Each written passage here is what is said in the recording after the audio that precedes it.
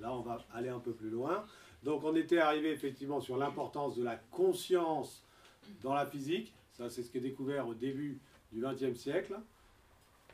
Et en même temps, si on regarde, nous, un siècle après, on dit, bah oui, mais alors, pourquoi ça ne marche pas, ce fameux principe d'attraction tout simplement parce qu'à la même période, il y a eu une autre révolution. Pendant que les physiciens se rendaient compte que la conscience est importante, les psychologues, les médecins, tous ces gens-là se rendaient compte que au-delà de la conscience, il y a l'inconscient. Et là, ça y est, d'un seul coup, tout redevient correct. C'est-à-dire qu'effectivement, ce qui se passe, c'est effectivement, on crée notre monde, mais c'est l'iceberg complet qui va créer le monde. Le monde dans lequel on est. À la limite, c'est notre âme, c'est une partie. Alors, peu importe, il y en a, ils vont dire c'est le soi, c'est... Enfin, on va en parler un petit peu après.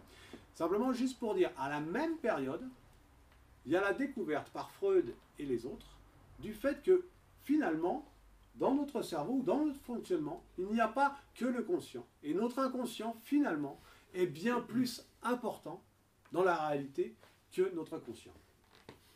Absolument. Donc la cartographie de l'inconscient, quelle est-elle finalement? Qu'est-ce qu'on découvre quand on se plonge dans cet inconscient? Parce qu'il faut savoir que donc Freud et Jung donc, se sont fâchés l'un et l'autre. Ils ont divergé complètement à partir de cette même découverte de l'inconscient et qu'ils ont proposé chacun une interprétation complètement différente finalement. Il faut quand même se remettre un peu dans le contexte, hein, parce que effectivement, déjà, aller observer ce qu'on a observé en physique et avoir le courage de casser des trucs, la logique, etc., c'est énorme. Mais ce qui s'est passé au niveau de la psychologie, c'est énorme aussi. Hein, je veux dire, Freud, il faut quand même rendre un peu à César ce qui est à César, il a eu un sacré culot d'aller dire, finalement, on est plus commandé par l'inconscient que le conscient. Alors à l'époque, ils ont fait une cartographie qui reste tout à fait valable. Dans l'inconscient, il dit, il y a le ça. Alors le ça, c'est le plus facile à trouver. C'est le ça de c'est plus fort que moi. L'autre jour, j'en ai fait une excellente expérience. Je marchais dans un chemin, je marchais dans une prairie. Je marche, et hop, je vois passer un serpent. Oh là, grand comme ça, gros comme ça et tout. Oh, c'est impressionnant. Bon, mais bon, je me maîtrise. Je fais 3 pas et je vois passer un autre serpent. Là, j'ai sauté en l'air, ça a été plus fort que moi, j'ai couru jusqu'à côté, il y a une piste cyclable, j'étais en sécurité. Ça a été plus fort que moi. Ça, c'est typiquement les pulsions, etc. On peut dire c'est ce qui est au niveau du cerveau reptilien, etc. C'est la base. Ensuite, toujours dans l'inconscient, il y a ce que Freud avait vraiment cartographié au début, il y a le surmoi. Alors le surmoi, c'est celui qui dit fais ceci, fais cela, travaille mon fils, c'est tous les conditionnements, aussi bien des parents, de l'éducation qu'on a reçue, mais aussi la société, la religion, toutes ces choses, etc., etc. Puis après ça, il y a le moi, dont une partie est consciente, une partie est inconsciente. Voilà à peu près la cartographie telle qu'elle avait été proposée au début. Sauf que si on prend une phrase que j'aime beaucoup, qui est la phrase des stoïciens, volentem dicit nolentem trahit, il disait, si tu es consentant, ton être te guide, si tu es récalcitrant, il te conduit par force. Mais c'est qui ce fameux être qu'on va pouvoir éventuellement écouter? Eh bien, dans la cartographie, le moi, le ça et le surmoi, il n'est pas vraiment là en fait. Et c'est Jung qui lui a rajouté une autre entité qu'il a appelée le soi, qui est la partie la plus divine qu'on aurait en soi, et qui nous connecterait et qui pourrait nous servir de guide vers l'individuation. Et c'est là que ça devient intéressant. C'est-à-dire, effectivement, finalement, si on doit faire au mieux pour aller dans notre propre chemin, il faut apprendre à écouter son inconscient. Écouter quelle partie de son inconscient, c'est le soi. Et là, c'est là tout l'intérêt ensuite de toutes ces démarches. Après ça, qu'est-ce qu'on va... L'exploration du soi. Donc ouais, je crois qu'on peut dire aussi que pour Jung, dans l'esprit de Jung, le soi c'était synonyme de l'âme, tout simplement. Et donc Jung et Freud se sont séparés, ont divergé sur vraiment la notion du religieux, sur la notion du sacré, qui pour Freud relevait simplement de la névrose obsessionnelle, alors que pour Jung, ça correspondait à une entité véritable qui par nature nous échappe, parce que c'est du ressort donc de la spiritualité, de l'exploration, mais qui a une réalité ontologique, hein, comme on dit. Donc le soi, c'est le synonyme de l'âme, et ça nous ramène à ce que tu évoquais tout à l'heure, c'est-à-dire la loi d'attraction, parce que il se trouve que je suis en train de travailler sur la loi d'attraction pour un gros dossier pour le prochain numéro de Nexus, si ça vous intéresse. Et donc, je me suis un peu plongé dans Jung, et Jung, il explique très bien que justement la version, le degré zéro un peu de la loi d'attraction, c'est de développer en fait l'ego, c'est de considérer que l'univers va répondre à tous nos désirs, y compris les plus matérialistes, quoi. Donc, je sais pas, certains d'entre vous ont peut-être vu le documentaire qui s'appelle Le Secret, qui a popularisé cette fameuse loi d'attraction. Et il y a une promesse un peu magique là-dedans qui consiste à dire simplement demandez et vous recevrez. C'est aussi dans la Bible, hein, d'ailleurs. Mais il ne faut pas confondre les instances du moi, justement, qui est l'ego, et l'instance du soi, qui est l'âme. Alors si la loi d'attraction, on s'en sert pour nourrir l'ego, on passe à côté de sa vraie force. Et le problème, c'est que pour faire la différence, il faut avoir fait un travail d'exploration intérieure. Voilà. Alors justement de quels outils on peut disposer, puisque on sent bien que c'est important, chacun dans notre propre chemin, d'arriver à explorer son inconscient pour savoir, puisque il est prêt à nous guider, mais comment on va faire? Alors, quelles sont les techniques d'exploration de l'inconscient? Des techniques d'exploration de l'inconscient, il y en a beaucoup. Déjà, on va commencer par ce qui avait été à l'époque des pionniers, savoir Freud et Jung. Hein. Et Freud, il parlait principalement, il a beaucoup parlé de tout ce qui est lapsus, acte manqué, ce genre de choses. Les rêves, bien sûr, l'écoute des rêves. Et Jung a beaucoup développé, dans ses psychologies des profondeurs, a beaucoup développé l'écoute des rêves. Ça, ce sont des techniques que je qualifierais de rétroactives. C'est-à-dire que notre inconscient, en permanence, il nous envoie des signaux. C'est ça, ce fameux volentem dicit, nolentem trahit. Il nous guide. Et puis si on fait des erreurs, bah on s'en mange les conséquences, qui peuvent aller jusqu'à de la somatisation d'ailleurs. Hein. Éventuellement, si on ne l'écoute pas, de toute façon, l'inconscient, si on ne l'écoute pas, il va augmenter le volume. Donc il y a toutes ces explorations. Ce qui est intéressant, c'est que c'est spontané.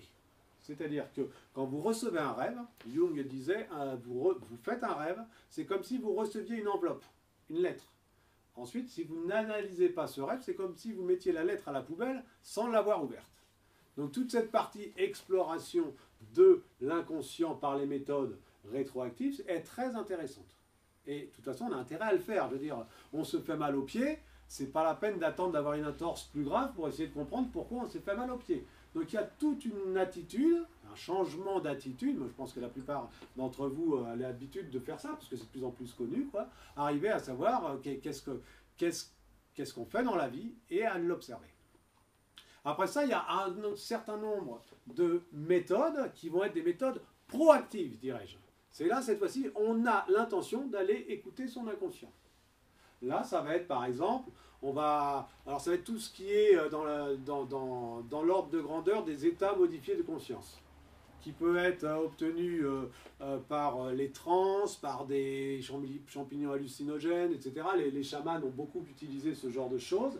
Ça va vous créer un état artificiel de conscience, enfin ça va artificiellement créer un état modifié de conscience, et là, à partir de là, vous allez chercher, vous allez frapper sur votre inconscient pour savoir qu'est-ce qu'il a à vous dire. Alors, il y a par exemple, moi j'utilise les méthodes de la respiration holotropique, sinon le rêve éveillé aussi, l'hypnose, tout ce genre de techniques, elles sont relativement proactives. Il y a quelqu'un qui arrive, hop, il a décidé d'aller explorer son inconscient, avec la guidance de quelqu'un, éventuellement, il va explorer l'inconscient. Alors, là, je parle de la respiration holotropique, par exemple. C'est intéressant, c'est Stanislas Grof qui l'a développé. Et à l'origine, lui, il avait travaillé avec le LSD. C'était vraiment dans les années 60. À l'époque, on ne savait pas que c'était toutes les conséquences négatives qu'il y avait, etc. Et en fait, le fait de mettre le cerveau dans cet état un peu modifié, de le déstabiliser, faire remonter tout ce qui est prêt à monter. Et ça, c'est ce qu'on voit vraiment dans les respirations holotropiques, etc. On ne peut jamais savoir qu'est-ce qui va monter, mais ce qui va monter, c'est justement ce qui a besoin de monter. Alors, dans les manifestations intempestives de l'inconscient aussi, on peut ajouter les synchronicités, hein, et ça c'est quelque chose que vous connaissez forcément. Et donc là, encore une fois, Freud s'y est pas du tout intéressé. Lui, il a vraiment privilégié l'analyse du rêve, notamment. Il a peut-être travaillé un peu avec l'hypnose au début, et encore, je suis pas sûr. Mais en revanche, Jung, lui, s'est beaucoup intéressé aux synchronicités. qui sont donc des coïncidences signifiantes. Hein, vous connaissez un peu la définition. C'est l'occurrence de deux phénomènes qui sont liés par le sens et non par la cause. Et là, ça nous ramène à la physique, justement, parce que Jung a beaucoup développé cette réflexion-là avec un grand physicien dont on a parlé aussi, qui est Wolfgang Pauli. Et ils ont tous les deux travaillé à essayer d'établir une théorie, en fait, de ces fameuses synchronicités en lien avec la notion d'inconscient, etc. Donc ce sont des choses un peu complexes, mais qui sont fascinantes, parce que les synchronicités, quand elles se produisent, elles ont du sens pour celui qui la vit, et en même temps, c'est très difficile de faire partager ce sens aux autres personnes, quoi, parce que ça nous parle vraiment à nous. Ça parle au soi, quoi, en l'occurrence, et ça parle pas aux autres, quoi. Mais quand on le vit, on n'a aucun doute sur le fait que ça nous oriente, ça nous met sur un chemin. Et il y a aujourd'hui d'ailleurs des physiciens qui s'intéressent à trouver des méthodes pour produire des synchronicités. J'en connais un qui s'appelle Philippe Guillemant, je ne sais pas si vous connaissez, qui a produit une théorie de la double causalité dans laquelle il s'attache à produire des synchronicités dans sa vie en travaillant. Il ne fait pas référence à la loi d'attraction, mais il travaille sur ses intentions, de faire en sorte que ces intentions produisent des boucles rétroactives, voilà, qui font qu'il y a des synchronicités qui apparaissent dans sa vie et qui le guident, en fait, parce que les synchronicités, leur rôle c'est ça, hein, c'est vraiment de nous guider, et en général les synchronicités se produisent quand on est à des moments de choix dans la vie, qu'on est un peu à la croisée des chemins, et elles se produisent souvent par série d'ailleurs. Je vais vous en citer une d'ailleurs qui est vraiment, vous allez voir, assez extraordinaire. Comme le disait Jocelyn, j'ai commencé assez tôt le cheminement, d'abord par la méditation quand j'avais 12 ans, mais lorsque je suis rentré en tant que scientifique, je suis rentré dans le monde du travail, tout allait très bien. Et puis bon, je me suis posé quelques questions, je suis allé faire des stages de tantra, de développement personnel, etc., qui m'ont un peu interpellé à titre personnel.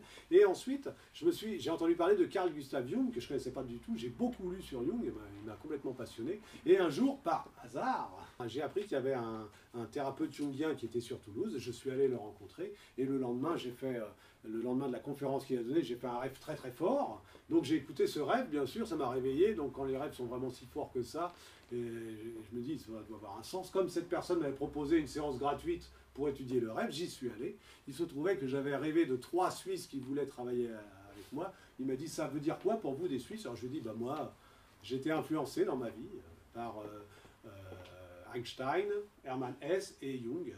Et puis voilà, on en parle. Bon. Et puis je rentre chez moi, j'étais interpellé par ça. Je prends le dictionnaire, je regarde un petit peu, je m'intéresse à toutes ces choses-là. Et au moment de fermer le dictionnaire, je mets mon doigt sur un mot au hasard, en me disant, c'est comme quand je tire une carte de tarot. C'est ça que j'avais remarqué dans les stages, c'est qu'on tirait une carte de tarot, puis que, comme me disait un ami, il m'énerve ce tarot, il ne respecte pas les lois de la statistique. Effectivement, on connaissait les histoires des gens, forcément dans les stages, on en parlera après, forcément on se connaît, quoi. Et puis là, à chaque fois, les histoires étaient trop ciblées. Puis en même temps, je me dis, c'est idiot, parce qu'il y a plus de 100 000 mots sur un dictionnaire, ça n'a aucun sens. Mais je regarde quand même. Et j'étais justement tombé sur Wolfgang Pauli. Et je ne savais pas que Pauli avait travaillé, je le connaissais, parce que le principe d'exclusion de Pauli, je le connaissais en physique, mais je ne savais pas qu'il avait travaillé sur les synchronicités. Ils ont été 2 à travailler dessus, Jung et Pauli. Je connaissais Jung, je ne connaissais pas Pauli, je mets mon doigt au hasard sur le dictionnaire, je tombe sur Pauli. Je suis désolé, c'est pas reproductif, vous n'allez pas tous prendre le dictionnaire, vous n'allez pas tous tomber sur Pauli. Mais pour moi, qui était bien comme ça, quoi, hein, je veux dire, assez fermé aux synchronicités, etc., forcément, ça ne pouvait qu'être convaincant. Alors, au niveau des statistiques, je disais, c'est incroyable. Et d'ailleurs, je ne savais pas encore le rôle de Pauli. J'en parle à mon thérapeute jungien, il me dit, oui, mais d'ailleurs, justement, Pauli a travaillé avec Jung sur les synchronicités. Alors là, j'ai dit, bon, ok. Et c'est à partir de là que j'ai commencé à écouter mes synchronicités. J'ai dit, ok, d'accord, il n'y a pas de hasard, il n'y a que des rendez-vous. Et donc, ça fait 20 ans que je me fais guider comme ça.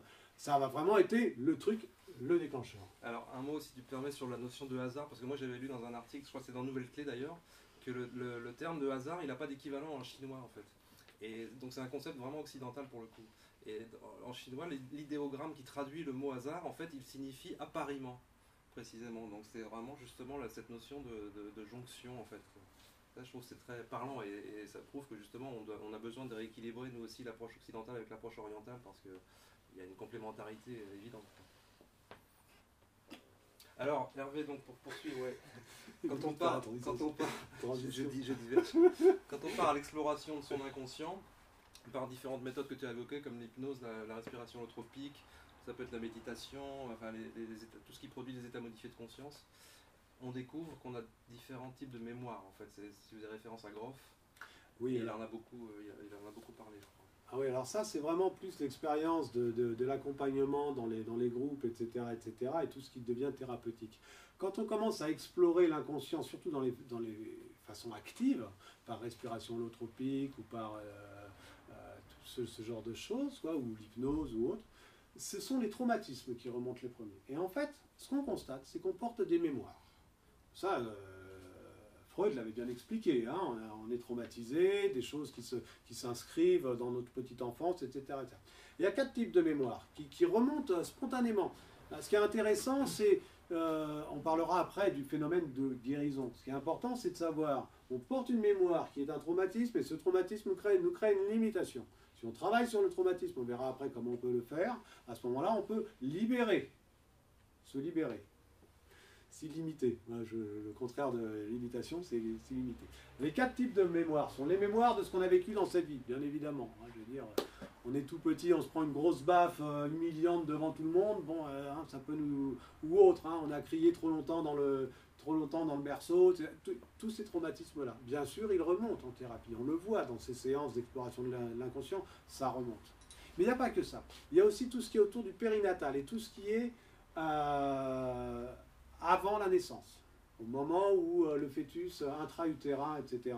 Et là, alors ça va un petit peu plus loin. C'est-à-dire qu'il y a d'une part ce qu'a vécu la personne dans le ventre, mais il y a aussi tout ce qui concerne le projet sens, y compris le projet inconscient des parents. Et donc toute l'exploration en psychogénéalogie, etc.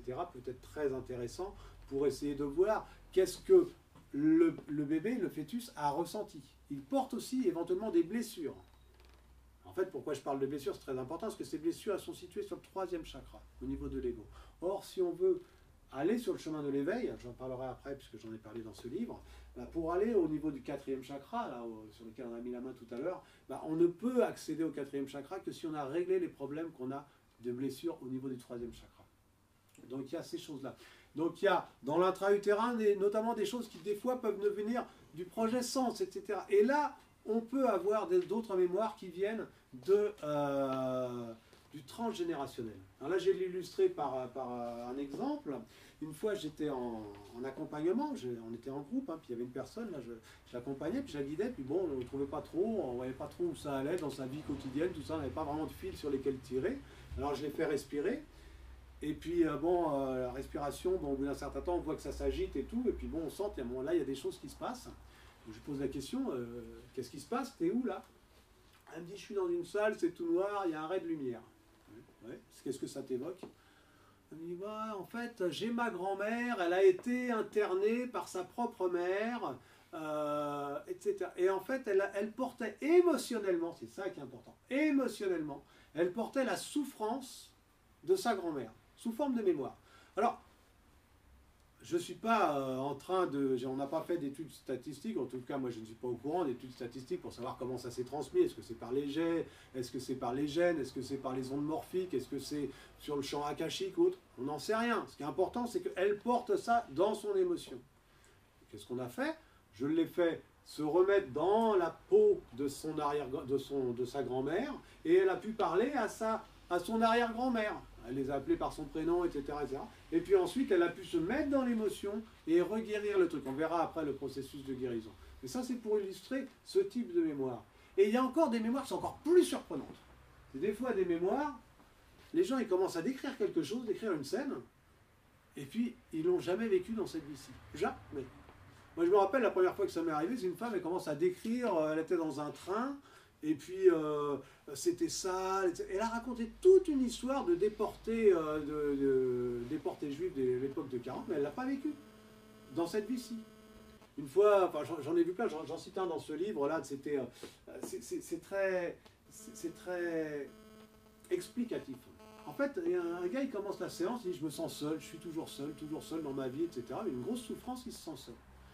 Et en travaillant sur l'inconscient, par ces types de techniques, il se retrouve à dire ben voilà, je me promène dans la grande nature, je passe plusieurs jours dans la nature, en fait je suis un guerrier indien, je passe beaucoup de temps là-dedans.